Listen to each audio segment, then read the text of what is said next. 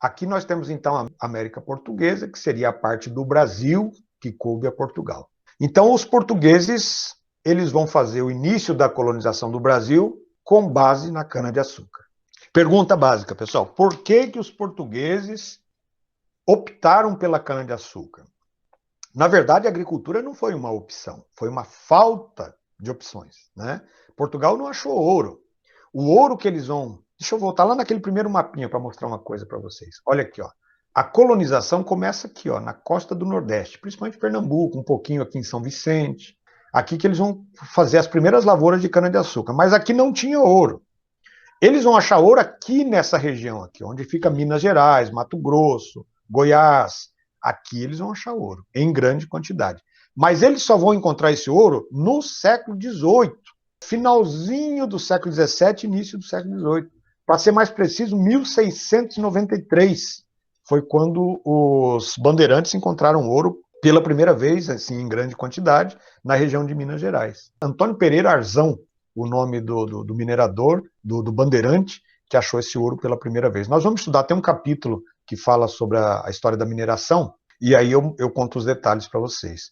Então, quando eles chegam na costa brasileira, as primeiras expedições que vieram para cá não acharam ouro, qual era a saída? Eles precisavam, de alguma forma, garantir a posse sobre o Brasil. Não bastava fincar uma cruz aqui, católica, e uma bandeira portuguesa e dizer que o Brasil era deles, porque havia a possibilidade de invasões da França, da Holanda, da própria Inglaterra. Então eles precisavam dar um jeito de colonizar o Brasil. E a única forma de transformar essa colonização num projeto viável, né, que desse pelo menos algum lucro, era plantando. A gente vê isso na carta do Pero Vaz de Caminha. Né? Ele diz ao rei, na época Dom Manuel, a nova terra não tem ouro, não tem prata, não tem nada que se possa comercializar. Mas, em compensação, tem uma terra muito boa e um clima maravilhoso, onde tudo que se planta dá. Né? Então, quer dizer, a agricultura ela vai aparecer ali como uma possibilidade muito remota, tá bom? E tanto é verdade que não era uma coisa muito atraente, que os portugueses só vão realmente começar a plantar cana-de-açúcar no Brasil 30 anos depois do início do descobrimento. É 1530 que vem a primeira expedição colonizadora, chefiada por um tal Martim Afonso de Souza, famoso fundador de São Vicente, que é a primeira vila do Brasil. Então, o porquê desse pouco interesse, digamos, né, dos portugueses? Primeiro porque eles queriam ouro, o Brasil não tinha, pelo menos não no litoral. Segundo, Portugal tinha acabado de descobrir o caminho marítimo para as Índias, onde eles sabiam haver muitas especiarias. Então, eles não iam ficar perdendo tempo com o Brasil, certo? Eles vão ao longo desse período de 30 anos, eles vão mandar algumas expedições exploradoras, muito mais para tentar descobrir ouro do que outra coisa, para não perder o frete, para não ter muito prejuízo na viagem, eles transportavam pau-brasil, né, que era cortado pelos índios, através de um sistema chamado sistema de escambo. Né? Eles davam produtos para os índios, alguns bugigangas, né, foices, machados, canivetes, espelhos. E o índio gostava disso, achava interessante. O índio cortava madeira, empilhava nas praias, construíram alguns galpões, né, que eles chamavam de feitorias. As feitorias eram pontos de comércio ali, onde os navios chegavam, geralmente próximo de um porto, onde o navio chegava para carregar o pau-brasil. Então, olha só, na atividade açucareira, que é o tema da nossa próxima aula, a gente vai estudar isso aqui com detalhe, eles vão usar principalmente as regiões do Nordeste. O estado, chamava-se capitania, na verdade. A capitania de Pernambuco vai ser a mais próspera, vai ser onde eles vão ter o melhor resultado no plantio da cana, por conta da terra muito propícia, muito boa para o plantio. E aqui na região de São Vicente, que vai ter também um certo desenvolvimento da cana, embora passageiro, porque tinha pouca terra fértil. As terras de São Vicente, elas ficam entre a montanha e o mar, quer dizer, um pedaço estreito de terra. Vão usar a mão de obra de escravos no plantio da cana, principalmente escravos indígenas no começo da lavoura, e a partir já de 1550 aproximadamente, eles começam então a trazer escravos africanos. Então, mão de obra escravizada de indígenas e de africanos. Vejam que na atividade do pau-brasil, eles não escravizaram os índios. Era o trabalho do escambo. O escambo quer dizer troca, né? Então eles trocavam o trabalho do índio por presentes que eles traziam. Não era bem um pagamento, era uma recompensa. A partir do início da plantação de cana, aí sim eles começam a utilizar mão de obra escrava, porque precisava de muita gente para trabalhar, porque as lavouras eram muito grandes, as fazendas, chamadas engenhos, eram muito grandes. E havia também um rigoroso controle metropolitano, chamado Pacto Colonial. A colônia só podia vender para a metrópole seus produtos e tudo que era necessário, ferramentas, armas, semente para plantar, tudo que precisasse, que não era produzido aqui no Brasil, tinha que vir de Portugal. O Brasil não podia comprar de outro país, mesmo que Portugal não tivesse. A Portugal comprava de outro país, geralmente da Inglaterra, e depois revendia aqui para o Brasil, para a colônia brasileira. Isso aqui é uma pintura, é um quadro, né, que simboliza um engenho.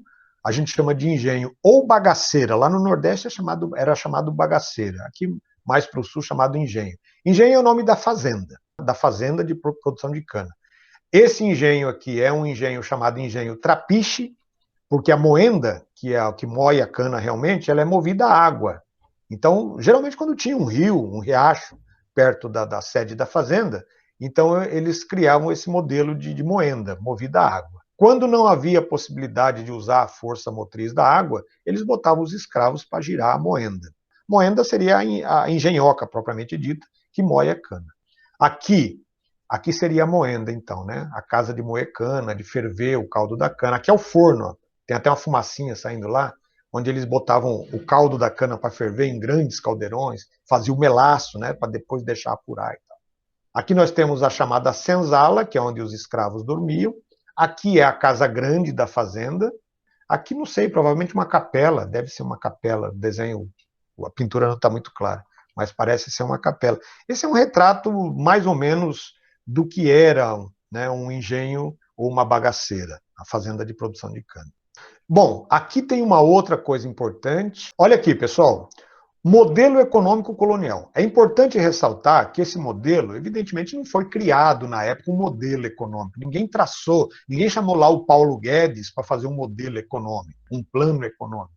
Isso aqui ele foi estudado ao longo do tempo pelos historiadores e tal, para tentar entender como é que funcionava esse modelo econômico.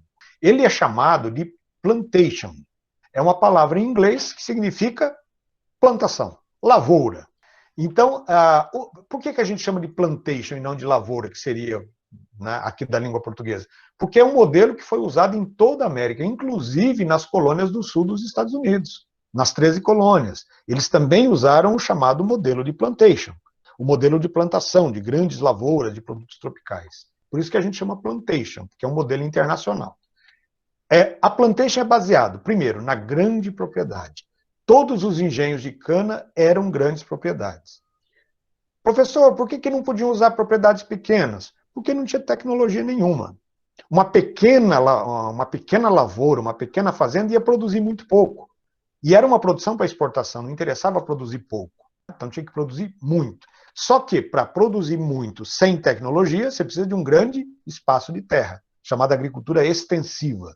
Lá no Japão, por exemplo, eles têm pouca terra fértil, eles conseguem produzir muito em pouco espaço, usando muita tecnologia.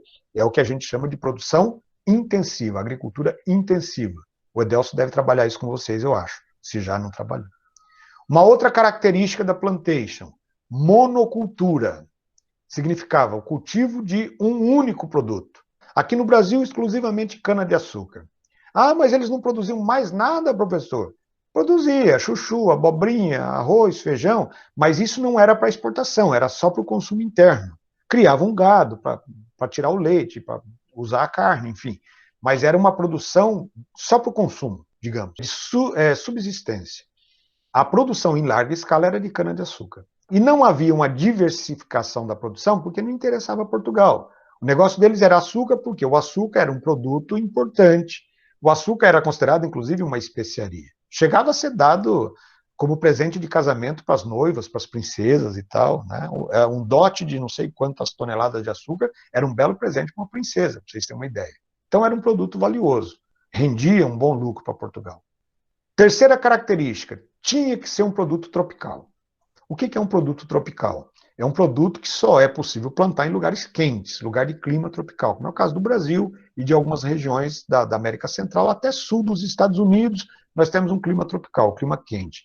Produtos como algodão, como tabaco, como a cana-de-açúcar, como o índigo, né, que faz aquela tinta que se usa para tingir tecido. As calças jeans são tingidas com índigo. É uma planta, na verdade. O anis, que é o que a gente chama hoje, conhecido como erva doce, eram produtos que eles costumavam plantar. Ia diversificando conforme a região.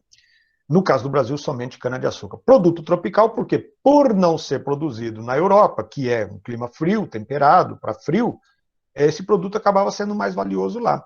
Ora, se fosse plantar aqui na América uva ou trigo, não ia ter valor na Europa, porque esse produto eles produziam lá, não precisava atravessar o Atlântico para vir comprar aqui, entenderam? Então, por isso que um produto tropical sempre tinha preferência na plantation. Produção para exportação. Aqui no Brasil, principalmente, não havia mercado interno para o açúcar. Não se plantava cana para vender açúcar aqui no Brasil. Se plantava cana para vender para Portugal. Portugal dominava o mercado do açúcar e a gente tinha um pequeno sócio, vamos dizer assim, que eram os holandeses. Olha que interessante. Na verdade, esses primeiros colonizadores, fundaram os primeiros engenhos de cana, os chamados donatários das capitanias, vamos ter uma aula sobre capitanias na próxima aula, eles muitas vezes não tinham dinheiro próprio, né, para fundar um engenho, para abrir uma fazenda, porque ia muito dinheiro. Tinha que derrubar a mata, tinha que preparar a terra, plantar a cana, isso demorava para produzir, tudo isso custa dinheiro. Levantar os prédios, né, da Casa Grande, da Senzala, da Moenda, enfim.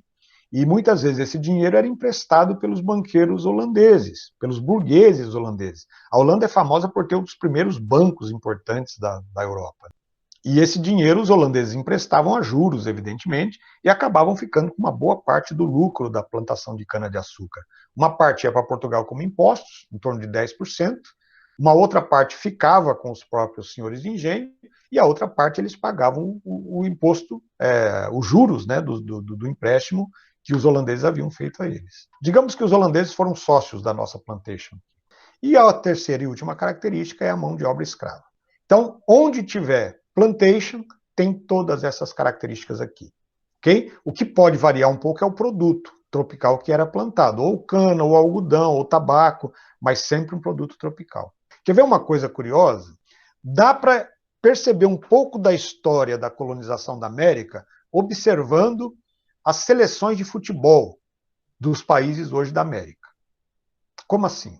Observem que no sistema de plantation, ou seja, onde houve colonização agrícola, havia mão de obra escrava, principalmente de africanos. A escravização indígena ela durou um tempo, depois ela foi substituída gradativamente pela escravização de africanos, ou seja, a população negra. Alguns países da América praticamente não têm população negra, ou se tem muito pouco. Alguns não têm mesmo.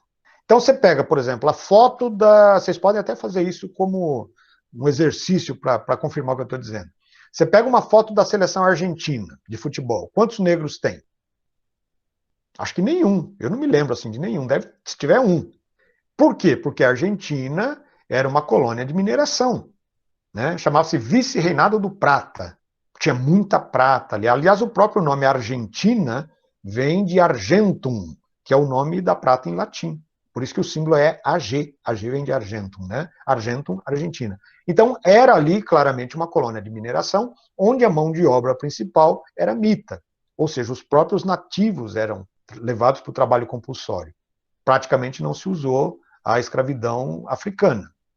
O Chile, a mesma coisa. A Bolívia, a mesma coisa. Vocês vão ver ali uma população mestiça com índios.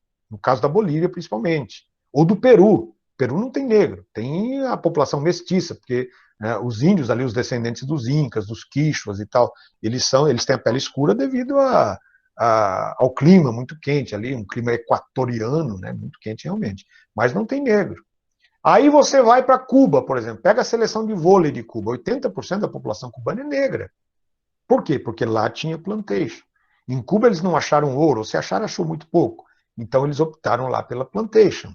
Plantavam tabaco, era o principal produto, né, da região da América Central, era o tabaco. Produziam cana também, mas o tabaco era o mais importante. E aí você tem bastante negro. No México quase não tem negro. Tem a população mestiça com os espanhóis, né, os nativos que se misturaram com os espanhóis, mas não tem negro, ou tem muito pouco. Pegando os Estados Unidos, no sul dos Estados Unidos é onde se concentra a maioria da população negra. Nos estados mais ao norte tem menos negros, porque mais ao norte eles não usaram mão de obra escrava. Então dá para analisar esse passado e as condições econômicas mais ou menos hoje observando a população nativa. Essa é o chamado plantation. Em todas as áreas tropicais aqui da América que não tinha ouro e prata, foi usado então o trabalho escravo dentro do chamado sistema de plantation.